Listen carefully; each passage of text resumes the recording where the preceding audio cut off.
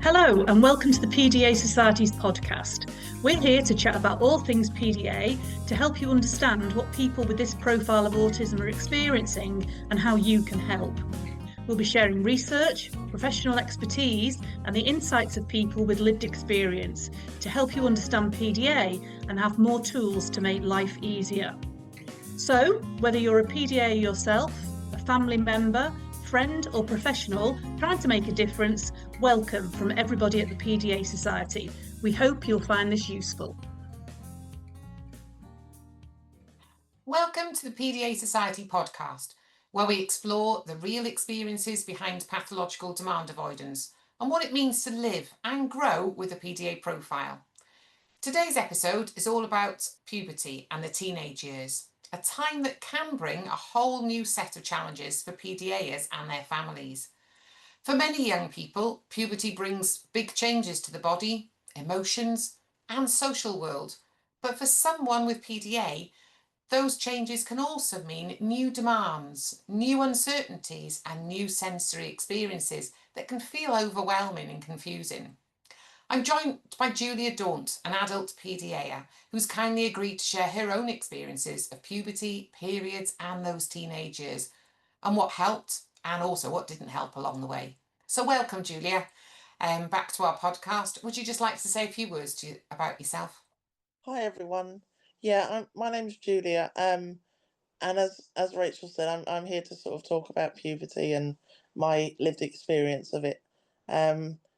Yeah, it's a topic, isn't it, that's not covered often enough with anyone. And I think it's really important that it's covered, and that people learn to start to talk about things like that. So, yeah. That's great. We really appreciate you coming on to talk about it. So I think a good place to start then was just sort of maybe if you could just tell us a little bit about what puberty was like for you. Is there anything that stands out particularly, when you're thinking back to that time? Yeah, it was weird. I sort of, when I look back on it, sort of, just momentarily and think about, there, it almost felt like everything happened overnight. Like I went, the film Big, where he goes to bed as a child and wakes up as a man. It almost felt like it happened like that, but obviously it didn't. Yeah. And when I think about specific points in my life, then I can actually see that actually it did happen gradually. But as a snapshot, I just went to bed as a child and woke up as a woman. I think because the changes were so slow, Yes. that my brain just didn't register most of them. Right. So I wasn't particularly upset by anything. I think the biggest upset for me was hair. Yeah. I didn't like that. Even though I knew I'd get hair, it still came as a shock, which was a bit odd. But I quite enjoyed boobs because that meant I could pick really nice, like, child bras. My first bra had strawberries on it. So I like that. I like that. And yeah, it was a long process, and it's sort of interesting because they say, that puberty in girls starts inside the body 2 years before you see anything outside. Yeah. So for me, the physical signs of puberty started around sort of 7 or 8. Right. Yeah. So we're talking then that would make me 5 or 6 when my body was preparing for that. Yeah, So which is very young, isn't it? yeah, I was a young starter. Yes. So it doesn't sound like the physical changes. Were there any physical changes that you did find stressful? Growing taller, you mentioned about breast development, the hair, any other physical changes that you found stressful, or were they all taken in your stride? Most of them were quite good because obviously getting taller is good, because then all of a sudden you can go on the rides that you couldn't go on last year. And yeah, it was mostly the hair. And then Okay. obviously the periods when they arrived, Yes. that's like the Yeah. sort of final nail in the coffin, isn't it? It's like, It yeah, is. It thanks is. for that. Yeah. Yeah. So those physical changes, like the hair growing, would that was that perceived by you then as a demand, the fact that you've now got hair growing in places that you didn't have hair growing before? Was that the Yeah, demand that your body was changing, but did you feel any sense of feeling out of control, or was it okay? not really. I didn't like the sensation, particularly armpit hair. Right. That really bothered me. Mm. Um, and I wasn't very good at shaving, and there weren't other options. Yeah. When I was a Yeah. kid, you shaved it off, or you used that really smelly hair removal cream Yeah. that used to smell like, like rotten eggs, didn't it? Mm. It's not the nice stuff you get now, Mm. because you didn't wax children, so there was no other Yeah. option. So um, Yeah.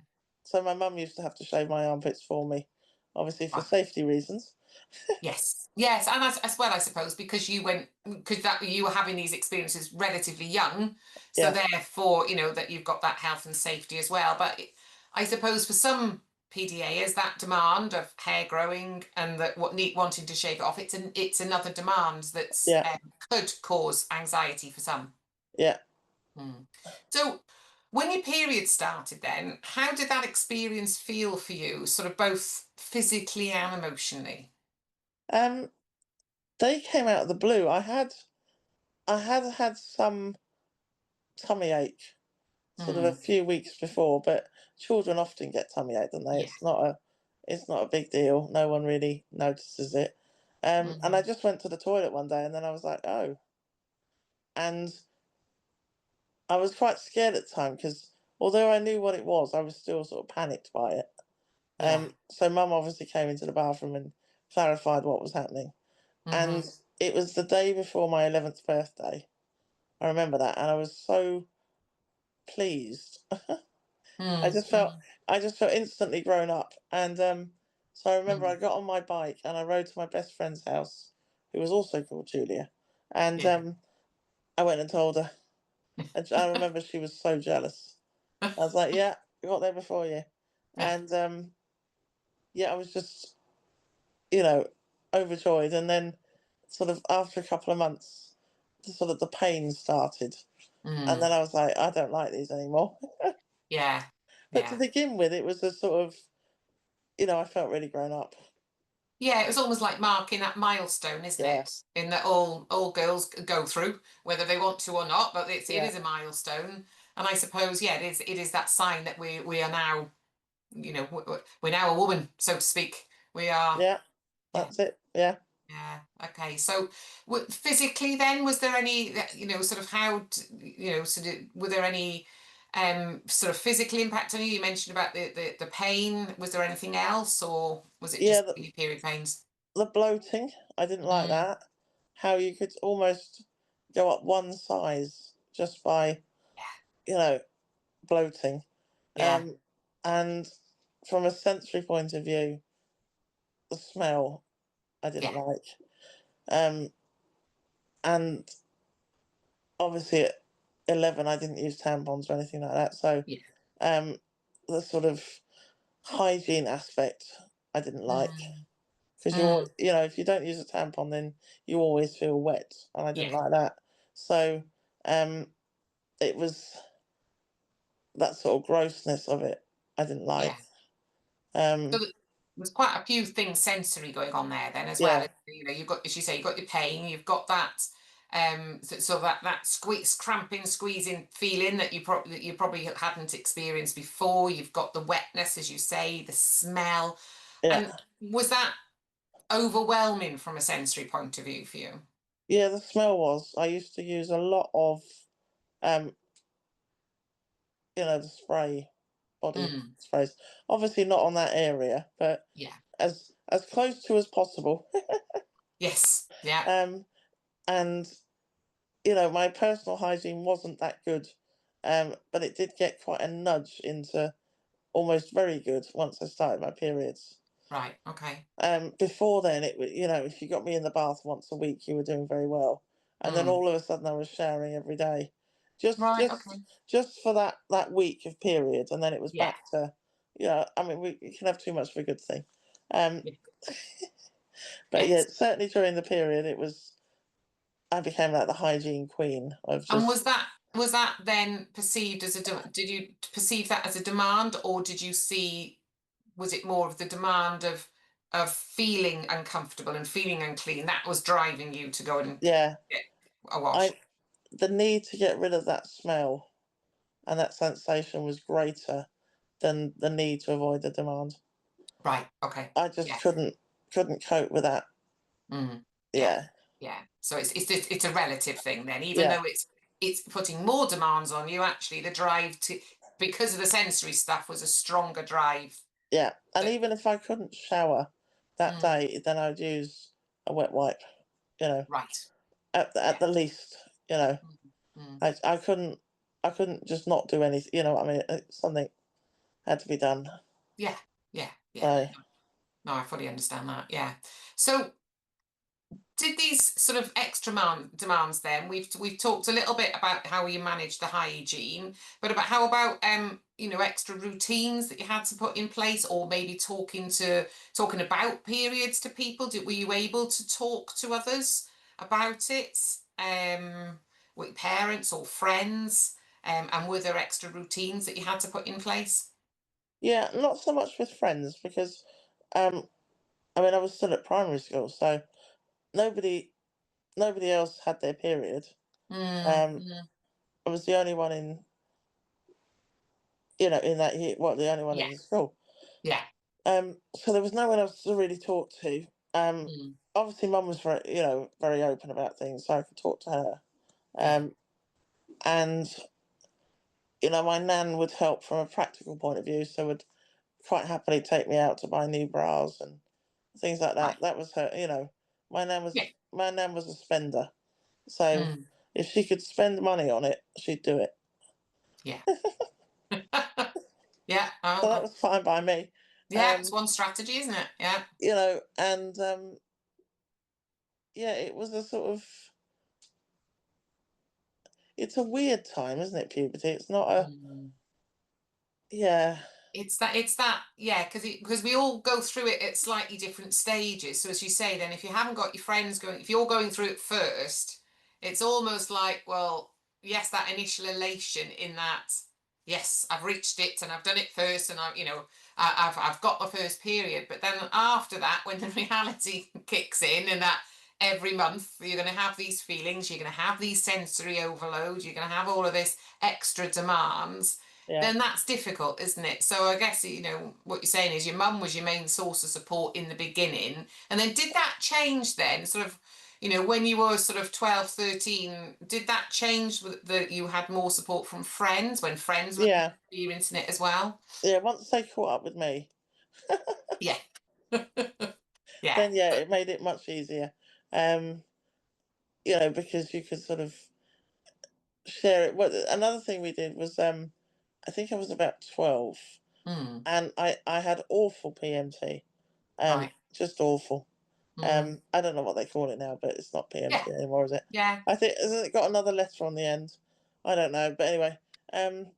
So PMT was bad, and obviously me and Mum had got into sync with our periods, Right. so that was quite, that wasn't good. So Mm, we went to the doctor and said, what can we do to help with periods? My periods were very irregular. mm-hmm. So I didn't know when they were coming. I didn't know when they'd finish. Yeah. So I was actually put on the pill, um, Right. Okay. to help manage the PMT, Yeah. but also give me a start and stop date, Yes. which was lovely because then I knew exactly when it was going to happen, and I could also have the control to take it for another month. Yeah. Yeah. Because you could take it for 3 months, couldn't you? Um, Yeah. so um, so it gave me back some control, which was lovely. Yeah. Um, to decide actually, no, I don't want to bleed this month because we're going on holiday or Mm-hmm. whatever, or I just don't want to. Yes. You know, Yeah. it was. it gave me, that control, obviously, and I've been on various forms of contraception throughout my life. But there was what I'm noticing now as I sort of approach menopausal age is that for the first time ever, with and without contraception, my body is now regular, Right. Yeah. which is ironic, isn't it? Now it's like, but we're done now. We've finished that part. We're done. And there was actually a period, ironically, in my life where I wasn't on contraception for about 3 years, and I didn't have a period at all. Right. Okay. So that's how irregular I Mm. was, and I think the pill. I know people are scared to give it to children, um, as they are with most medications, aren't they? Yeah. It it doesn't mean your child's going to run out and have sex, Mm-hmm. um, and if they do, they're on the pill, so that's a good thing. Um, Mm. but it gives you that confidence back, because you can see the pill packet, Yeah. and you can see, Monday, Friday, whatever. And yes, it's a demand to watch the countdown, but as I Mm-hmm. said earlier, you can take it for 3 months solid. Mm-hmm. You know, Yeah. so you get that control back. If your child is coming up to their period, they can Yeah. actually go, no, I don't want to do it this month. I can't do it this month. Yeah. Yeah. So So yeah, it gives you, as you say, it gives you that control, but it also gives you that predictability as well, doesn't it? yeah, Which will therefore lower anxiety, because if yeah, it's more predictable, if you know something's going to happen, then you start preparing. yeah, If it's when it's that, that intolerance of uncertainty increases, if you don't know, if you are naturally irregular with your periods, you don't know when they're going to happen, which causes anxiety, doesn't it? yeah. And if you, because some women and girls get a lot of build up before their period. They Mm, get a lot of bloating, a lot of cramping, things like that. So there's a sort of fair warning it's coming. But yeah. I don't get that until it's actually here. Right. So I may get the odd bit of tummy ache Mm, that maybe lasts for 10 seconds, and then that's it. Well, that could just be, air moving about. yeah. It's not, Yeah. could be anything. Um, Yes. it's not definitive enough.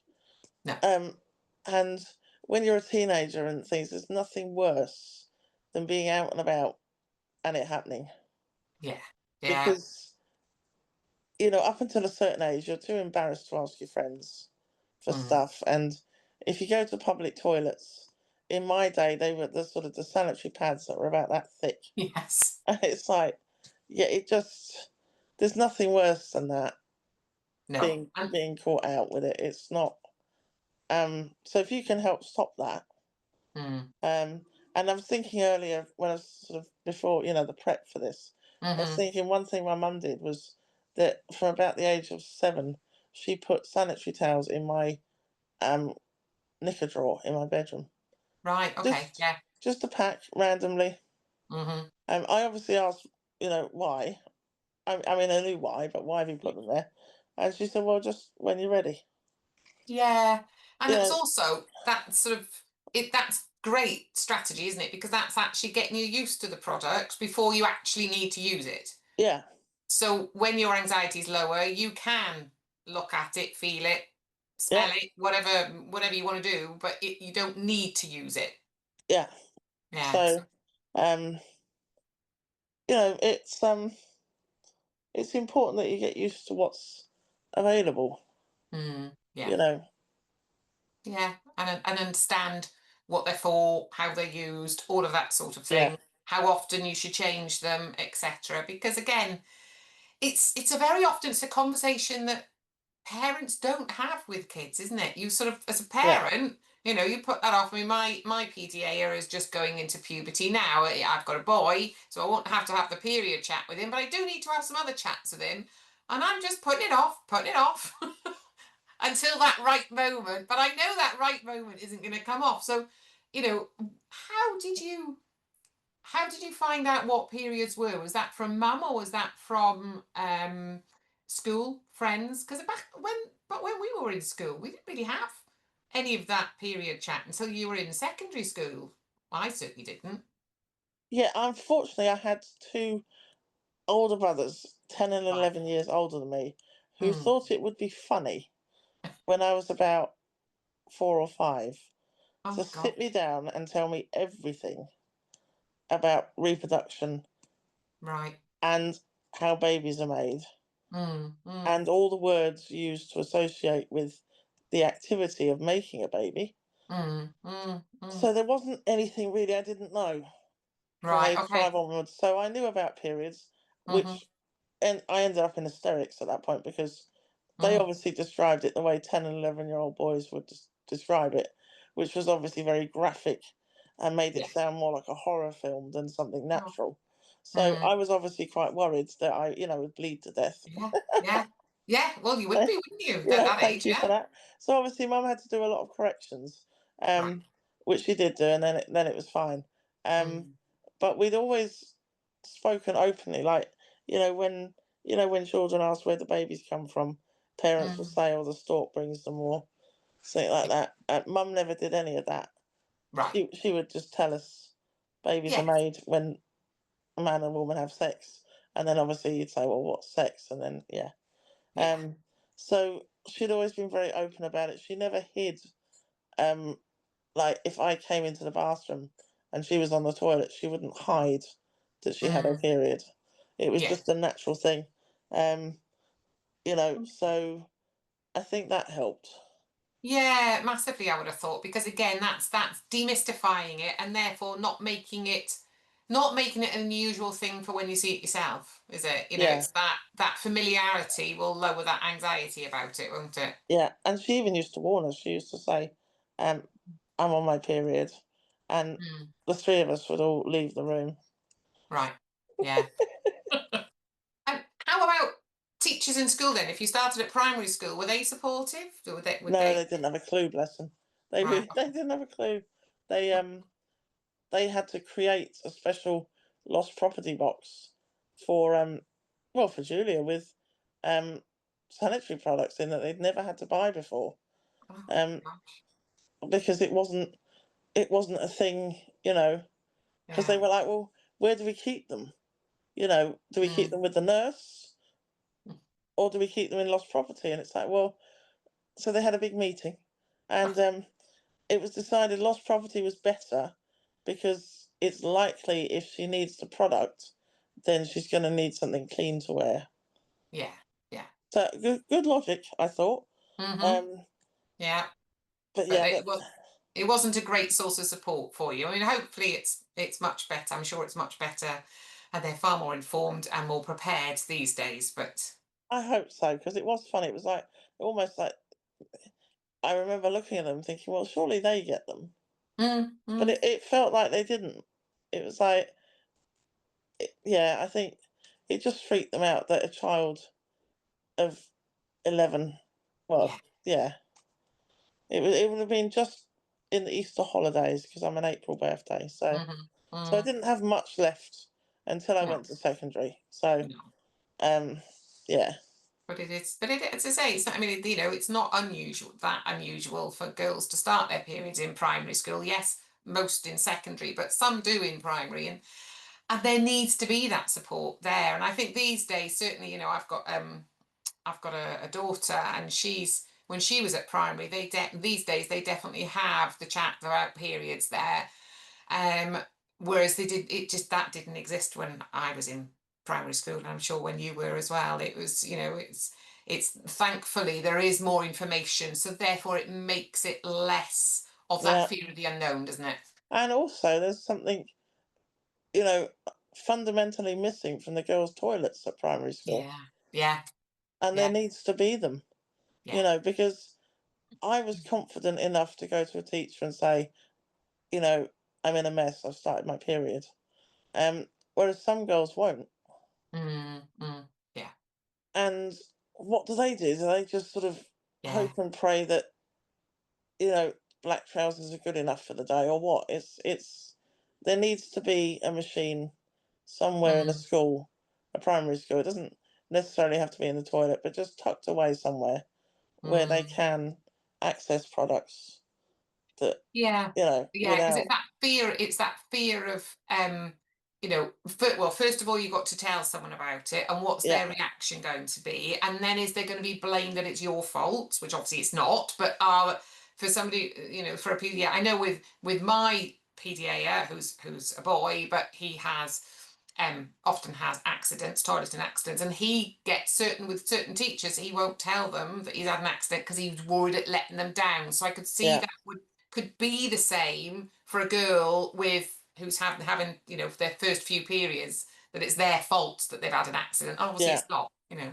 And we have to remember that we're dealing with an adult function that's Yeah. happening to a child. Mm. So Yeah. the child isn't going to react the way an adult would. No. You know, a child will react the way a child would. Yeah. You Yeah. know, an adult wouldn't feel guilt or shame or much embarrassment, really. They would just say, oh, you know, enjoy. Yeah. You know, whereas a child is going to blame themselves, feel guilty, feel ashamed, feel embarrassed. Yeah. So I think people forget that. They just think, well, you know, they're having periods, or adult, you know.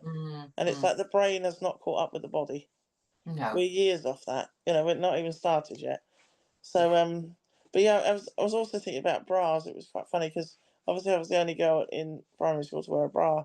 And the thing that used to really wind me up was obviously you had to wear school shirts, and I didn't Yeah. like vests, so I refused to wear one. Which obviously meant that the bra strap was visible, or the whole bra was through the shirt. I wore white bras. They had to write a dress code because we didn't have one for bras, so we had to add that in. It had to be a white bra, and Yeah. but all the boys used to ping the back of the bra, Right. like all lunchtime, every lunchtime, Ugh. and it just like yes, and I actually stood up one day and I was like, yes, I'm wearing a bra. Can we move on now? You know, is it that fascinating? Yeah. Like, Yeah, so I suppose then that's really, then you've got an extra layer of demands from other people, from yeah, peers, because yeah, it's a bit of a fascination from other people that actually that's unwanted attention and more demand for you again then, isn't it? yeah. Well, I actually brought a bra in to show them. I brought one. Obviously, I'm not wearing it, Yeah, but I, yeah. but I brought it in. I was like, here we are, play with that. You know, Yeah, because it drove me nuts. yeah, I bet And it is. I Yeah. thought it was sort of. I remember speaking to Mum, and I said, adult men don't do this, do they? And Mm. she's like, no, not very often. I was like, oh, thank goodness, because I was like, I can't have my whole life No, being pinged. I was like, no, I can't, I can't. no, no, I too much of a demand, was no. like, please tell me they grow out of that phase. It's Yes. just, Yeah, but I can imagine exactly what the experiences you had, because for boys of that age it's all new, it's all that secretive thing that they're not really aware of, they're vaguely aware of but not really aware of, and then there's, you know, there's somebody going through it in their school, which again, because you went through it so young, that it's more unusual, therefore it sparks their interest, doesn't it? and it's the mystery of woman. Yeah, Yeah. yeah, yeah, yeah, it's no, it's hard, isn't it? Okay, so to finish off this first part then, if you could give one piece of advice to parents or carers about helping a PDA teen through puberty, through their first stages of periods and things like that, what would it be? Be as open as possible without being in your face. Mm-hmm. So if you can see that they're visibly not comfortable with you talking about something like that, or asking them a question, Mm-hmm. then don't do it. Right. I can almost guarantee you that most youngsters do not want to hear about mum and dad and their sex life ever, Mm-hmm. ever. Yeah. Um, Nor do they want to hear about your first time Mm-hmm. ever. Yeah. Um, you know, no, even me, I don't want to know either. Um, um, Yeah. you know, so obviously try not to be too detailed with what you're telling them. Mm-hmm. Try and keep it to, you know, just try and think what you'd like to hear from your parents Yes. and what you Yeah. wouldn't. And but be open about things. If they come to you with a question, obviously if it's age appropriate, answer it truthfully. You know, and try not to look shocked when you do it. When they come to you with a question and you're like, oh my God, have we, you know, Yeah. because sometimes when a child asks you something, you feel like you've missed 5 years of development. Like, you know, where did that come from? Yeah. And how on earth do you know that word? Mm, Like, you know, there is that moment of panic. So obviously try not to do that, to display that sort of like, oh, my baby. yeah. Yeah, because that will only incite more panic then, won't it? Because if they can see parent is stressed and panicked, then there must be more to this than the child that knows, and therefore that's going to be anxiety Yeah, provoking as well. So yeah. calm, open, and keep it factual. Yeah, and if you need a sort of an example, then, you know, celebrities, Mm-hmm. you know, if you want to, there's lots of celebrities, isn't there, that have had like surrogate parents for their Yeah, children. yeah. So there's always an example that you can give of somebody, you know, if you want to talk about sexually transmitted diseases, you know, you can talk about Freddie Mercury or something, you know, there's all Yeah, sorts of yeah. other examples you can give other than your own. Mm-hmm. Yeah, Like, yeah, you know, or yeah, we don't want to hear about that from okay. our Yeah, parents. yeah. No, that's great. And I think, you know, in regards to help, you know, advice about periods, I think you've probably covered that as well, haven't you? In Yeah, that, you know, the fact that your mum was so open and didn't hide it, and actually that it normalizes it, doesn't it? it does, and bring in humour as well. And there is a book, there's one for boys and one for girls, and I can't remember the name, Hmm. but when I do, we'll put the link. Can we put the link We somewhere? can put the link in the show notes. Yeah, yeah. Yeah, it's a cartoon book, but very graphically drawn, Right, um, detailing about puberty. Um, right. Okay, and great. it is a very good book for Hmm. youngsters, autistic or otherwise. Yeah. Um, but I'll look the link up in a minute and we'll. Okay, that's great. Brilliant. Thank you, Julia. That's really appreciate you being so honest about this conversation that you know, that this topic that, you know, is a sensitive topic, but it's a topic that we all go through, that we all experience, and that it's just not talked about very often. So we really Yeah. do appreciate you being open and honest and talking about your experiences with puberty and periods, etc. So thank you very much. And you know, we are going to have I'm going to sort of Julia and I are going to carry on our conversation in our deeper dive part of our podcast, talking a bit more broadly about teenage life and other struggles and relationships and things like that, and emotions with family. So if you want to listen to that, then please do have a look at the deeper dive podcast. So if today's conversation has resonated with you, then please remember you're not alone and there is support out there for you. You can find more resources, guides and community support on the PDA Society website and hub, and we'll put all those links in the show notes for you. If you found this episode helpful, then please do share it with someone else who also might benefit. And don't forget to subscribe so you don't miss out on future conversations. So thank you once again for listening, and until next time, please take care of yourself and each other. So, if you want to hear more from today's special guest, then there is a longer version of this podcast available over on our training hub. Sponsors of our training hub make it possible for us to create and put out this podcast for everyone for free. As a thank you, they get free access to all recordings and self-guided training on our training hub. Thank you, subscribers, for your generosity. If you'd like to become a subscriber, there's a link in our show notes.